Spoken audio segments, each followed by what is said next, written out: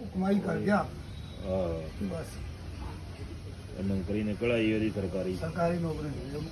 Farm form ਭਰੇ ਸੀ ਕਿਤੇ ਨਿਕਲ ਆਏ ਰੱਬ ਵੱਲੋਂ।